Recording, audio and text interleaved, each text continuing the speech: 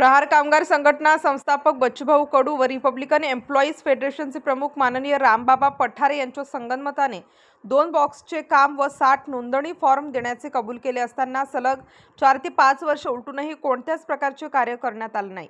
कामगार मंत्री यांचे आदेशपत्रही दिले असताना अनेक मीटिंगा झाल्या असताना प्रहार कामगार संघटनेच्या लोकांना कामगार आयुक्त साहेब कुठल्याही प्रकारचा न्याय देत नाहीत म्हणून अंगावरच पेट्रोल टाकून सातपूर येथील कार्यालयासमोर आत्मदहनाचा इशारा दिलाय।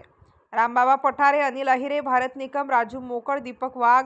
प्रभाकर रोकडे, महेंद्र अहिरे, सुभाष अहिरे, सम्राट गायकवाड, लखन गवडी, रवी जगताप या सर्व लोकांनी आत्मदहनाचा इशारा दिलेला आहे। माझा विषय असा होता की आदरणीय बच्चूभाऊ कडू ज्या वेळेस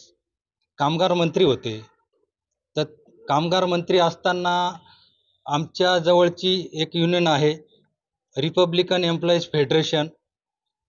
यांची आणि आमची एक संयुक्त मीटिंग लावण्यात आली मुंबई येथे दालनामध्ये।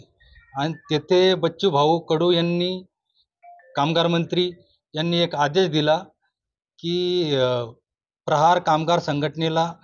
2 बॉक्स काम व 60 नोंदणी फॉर्म देण्यात यावे।